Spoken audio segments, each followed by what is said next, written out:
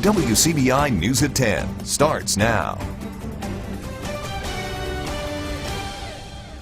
Good evening, I'm Tommy Lopez. There's another open meeting for a discussion about policing tonight. In Columbus, Dr. K.B. Turner, the consultant the city hired, met with people from Ward 2 tonight. Some people raised some concerns over people speeding in the area. Our Renee Skinner was the moderator. There she is at the podium with the microphone. This is the fourth meeting for the public to voice concerns about the Columbus Police Department. There's going to be 2 more of these meetings for different wards. 6 total meetings there's going to be with the public.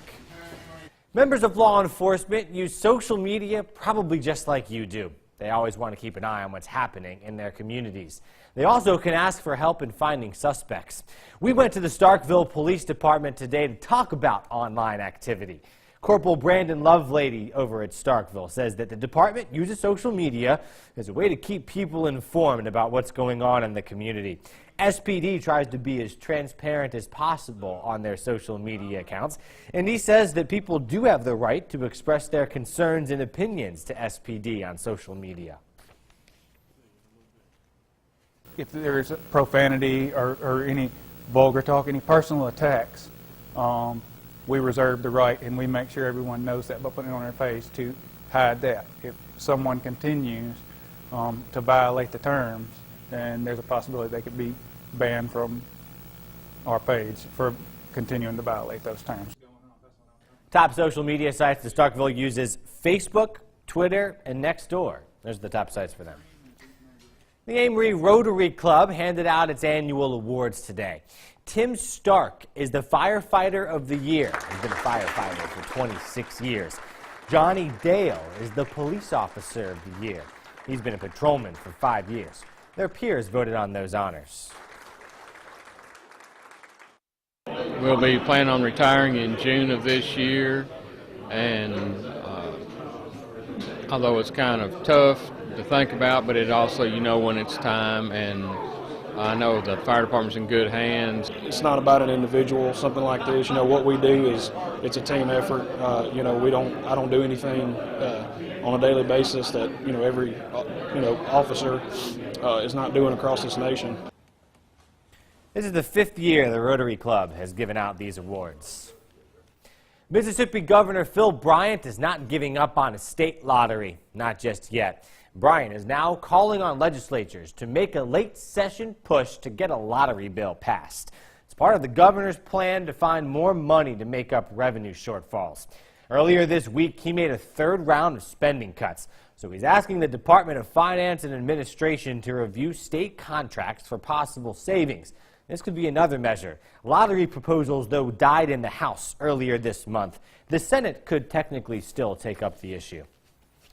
North Mississippi dominates a new list of best cities for retirees. A financial technology company, Smart Assets, they compiled the list. They do that every year. It's based on a couple of categories: tax burden, recreation, and social opportunities for seniors in retirement centers. So the 2017 top 10 features 6 area towns. Flowood tops that list, but here are the 6. Corinth, the first area city, at number 3. Boonville is at 4. Columbus follows Boonville. And next on the list, Amory is at 6. Starting at the bottom part of the list, Tupelo and New Albany, 9th and 10th. So 6 of the 10 for best towns for retirees. Columbus Main Street held a membership party tonight. The group met at the Rosenzweig Arts Center, home of the Columbus Arts Council.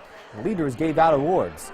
The President's Choice Award went to Kevin Stafford, and service awards went to Becky Lawlin, Linda Bobbitt, Teresa Black, and Jan Miller. To our weather tonight, Chief Meteorologist Keith Gibson is in with us. Keith. Well, Tommy, right now it is warm here in the Golden Triangle, in Tupelo, everywhere else across the Twin States, considering the time of year and the time of day. In Tupelo, we are currently 63 degrees, winds from the southeast at 10 miles per hour. Those southerly breezes will keep us mild tonight here in northeast Mississippi. So we start out in the low 60s. This is Tupelo, but we can use this just about everywhere tomorrow, with highs likely in the low 80s. And those low 80s will be new record highs if we can achieve them. Notice that blue line right there? That's a cold front that will cool us down for the weekend. More in just a few minutes. Keith, thank you. The Ole Miss football program is continuing to deal with the effects of the charges from the NCAA. Some of the allegations involve the school giving money to high school players so that they'll come play in Oxford. This atmosphere can be challenging for everyone, top to bottom in this. But how do high school coaches advise their players when money could be involved? Our Jory Talley looked into that today in Columbus. There are some strict guidelines that these coaches have to follow, according to the NCAA, and, as we're seeing, sometimes they don't. Columbus High coach Randall Montgomery has more than a decade of coaching under his belt, and he can tell when a kid is going to draw a recruiter's eye. That's when he starts the process of shielding his kids from the dark side of the recruiting game. I mean, that's something that we talk to them about, as soon as we feel like they're going to be a kid that maybe start to draw some interest and be recruited. Just kind of talk to them about the guidelines, like I said before, just, when coaches should be texting you or calling you, or when they're going to be looking to come by the school, or those sort of things. His latest player to reach the next level is four-star running back Kylan Hill. Hill's mother needed only to look at the family's mailbox to know her son's high school career was going to be different. A whole bunch of letters.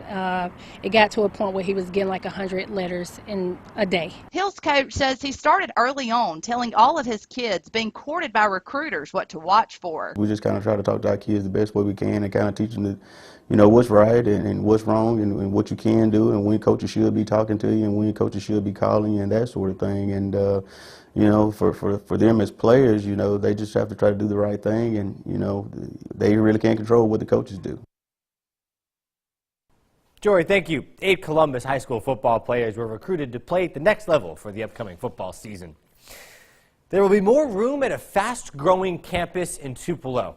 The Tupelo Public School District opened up the Early Childhood Education Center's new building for a media tour today. The project was part of a $44 million bond issue. Voters passed that in 2015. The school's older buildings will also undergo major renovations. The older part of the building will be as efficient and as modern as the Rankins and other buildings that we've already renovated. With the heating and cooling system, upgrades will help out there tremendously. And not just from the functionality, but from the road, just being able to look at the cafeteria and have new canopies that look a lot better, look more like a school. Nearly 200 students attend pre-K classes at EC. The renovations will be complete in time for the new school year this coming August. They were celebrating the past while looking forward to the future tonight in Starkville. The Starkville School District's J.L. King Center MPACT program teamed up with the Starkville Civil Rights Project in presenting an oral history of the local civil rights movement. The public heard the stories of leaders of the movement. There were also musical and dance performances. The Starkville Civil Rights Project is a partnership between MSU's Library and History Department. It's a good time for February for Black History Month, obviously. It combines oral interviews and research to present a history of the area's civil rights struggle. In Columbus right now, we are 60 degrees, southeasterly breezes. Not likely seeing any fog tonight, and we get warm for tomorrow. Your full forecast is next.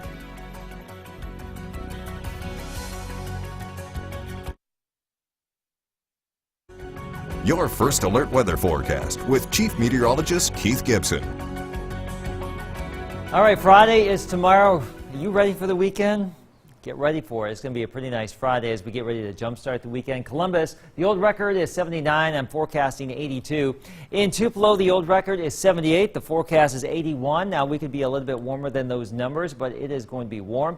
Here's the city-by-city forecast. Some spots could be a little bit cooler or warmer depending on the situation here. What we do know is that it's going to be a mostly sunny type day. It's going to be very warm here across northeast Mississippi and west Alabama. And you can see these numbers, just how warm we're going to be. And keep in mind the average high for this time of year is only in the upper 50s to around 60 degrees. So extremely warm as we close out the work week. Now, right now, we're actually about where we should be for the average high, and it's 10, 13 at night. It's still 75 degrees in Dallas, Texas, 70 in Oklahoma City. But there's a big storm system that will be coming our way with a cold front tomorrow night at this time. Out ahead of that system, though, southerly breezes will keep us mild tonight, and that should keep that fog that we had this morning at bay during the overnight hours tonight. Now, there's the big system I'm talking about. Out ahead of it, rain and snow, a pretty good swath of snow getting ready to unfold up here across Iowa, Minnesota, and Wisconsin. Some spots may see over a foot of the snow. Blizzard conditions certainly possible. And tomorrow, on the warm sector, or in the warm sector of that storm, there could be some strong to severe storms, primarily in the Great Lakes. We will have the trailing cold front down here, so there is a chance for a few storms around here at this point. It doesn't look like they're going to be too rough for our area, but it is about ready for storm season around here. And don't forget, we're programming weather radios tomorrow, 3:30 to 5:30 at Durham Pharmacy in Vernon, Alabama. Come by, meet the team, and we'll just say hello, maybe program a weather radio. Tomorrow afternoon, we're warm, southerly breezes. This is 4 o'clock. There's a front back to the west that will move on through during the evening hours. You can see along that front, there is a chance for a little bit of rain, perhaps even a few thunderstorms, and then cooler northwesterly breezes here as we get into the weekend, and that will usher in some typical air for late February. Upper 50s Saturday, perhaps a free Saturday night. 62 Sunday, a lot of sunshine this weekend. Warmer upper 60s to low 70s early next week, Tommy, so that cold air can't hold on, and those rain chances will return next week as well. Yeah, it shouldn't be fooled too much by the Friday weather. It's not going to be cold this weekend, but it's going to cool down. Yeah, but it will be a big shock. Tomorrow's going to feel pretty definitely warm. Get your shorts and sleeves ready to go, something like that. Summer weather for one day. Yes, that's what I'm trying to say. Keith, thank you. May not be the weekend just yet, but some folks in Starkville were unwinding tonight. That's what they're calling it. It's the Spring Unwind event. It involves wine. The Greater Starkville Development. What I'm trying to say is it involves wine. This is the Greater Starkville Development Partnership. It's the event tonight. Area residents that come out, they're sampling wine, appetizers at participating businesses. Also, they do a little shopping out there. Downtown shops were open some extra hours, offering up some discounts out there as well. The MSU Lady Dogs have their sights set on a conference title. How would they fare against the Wildcats? We have that coming up tonight. Stay with us. To our Health Talk with Baptist segment. February is Heart Month, and tonight Baptist is talking about treating heart attacks.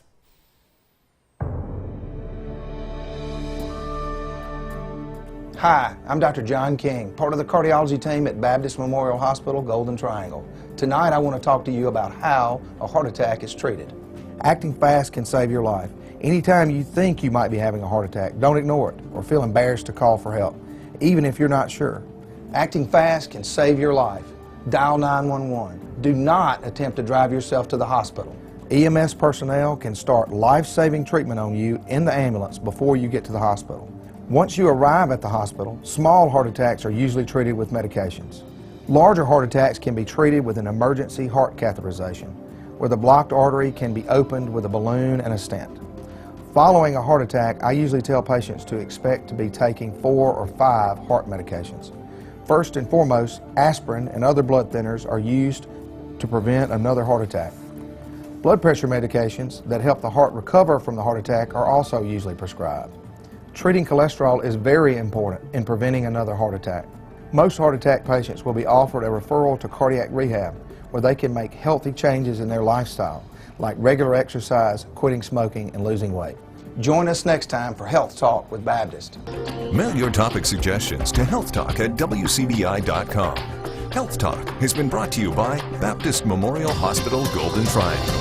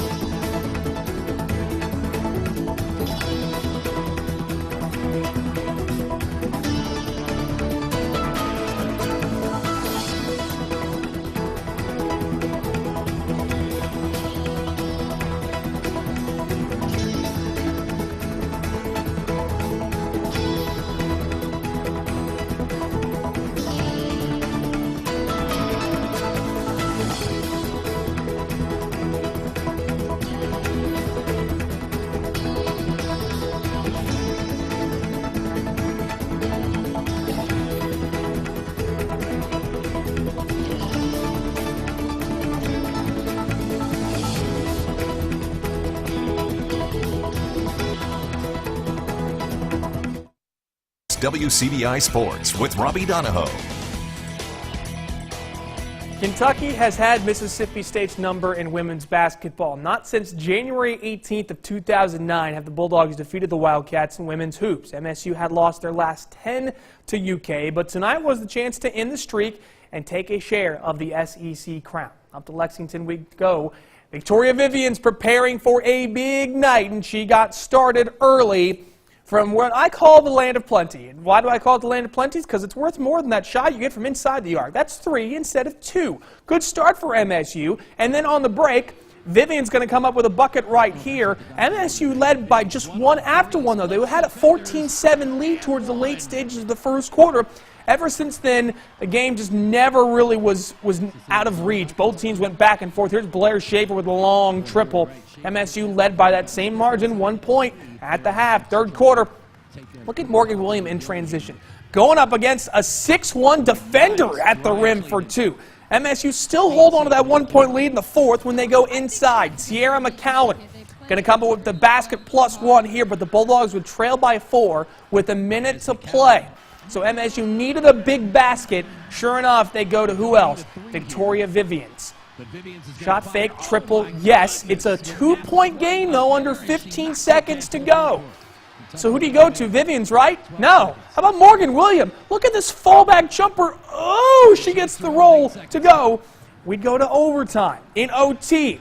20 seconds to go. Does this look familiar? 2 years ago, nearly the same result happened. Michaela Epps follows up the rebound miss and stick back. Wildcats up 2 with 8 seconds left. MSU, though, would get a shot to win. This time they would go to Victoria Vivians, coming off a down screen from Tierra McCowan, but she trips and is called for a travel. Could have been a tripping foul called. Officials decide to go with the steps instead of the trip, and the Wildcats would prevail 78-75. MSU will still go for a share of the SEC crown on Sunday at home against Tennessee. South Carolina did win at Texas A&M tonight, so now the two teams are tied at the top of the Southeastern Conference. Ole Miss ran into a buzzsaw tonight in 24th-ranked Missouri. Sophie Cunningham had 32 points. The Tigers shot 60%, not just from the field, but also from three-point range, as the Tigers win by 35. The Rebels will be back at home Sunday for senior night against Texas A&M. Well, speaking of Ole Miss, it's been a long and difficult last year in Oxford. It came to a head on Wednesday with the Rebels responding to the NCAA's final notice of allegations and the completion of their investigation in the NCAA into the Rebel football program. The school has self-imposed a 1-year bowl ban and forfeited its postseason revenue for the upcoming season. But the bad news hasn't dampened the spirit of the players on Hugh Freeze's football team. Many took to Twitter over the last 24 hours to show their unity and strength. Here's a couple of those tweets from those players. Jordan Sims, offensive lineman. This adversity will only bring us closer. Elliot Markison, the mission hasn't changed. We are Ole Miss. Javon Patterson, offensive lineman. God has a blessing with our name on it. We are Ole Miss. Strength coach Paul Jackson. Circumstance does not change the standard. This team will not back down from a little adversity. Continuing on, Marquise Haynes, defensive lineman, coming back for a senior year. I love my coaches, players, and staff. We're ready to face adversity. And lastly, A.J. Brown. Y'all can kill all the noise about transferring. I'm riding till the wheels fall off with my brothers. Moving on to baseball, Ole Miss still riding high on the diamond. The Rebels 4-0 going into the weekend. MSU still reeling after surrendering a 10-run ninth inning to Moorhead in that midweek game on Tuesday. The Bulldogs will have a chance to bounce back, though, with 4 games this weekend against Indiana State and Marist. Doubleheader coming up on Saturday. Doesn't get much easier for Ole Miss this weekend as they welcome another top 25 team in UNC Wilmington. Friday, Saturday, Sunday series. We will have all the highlights coming up this weekend on WCBI Sports.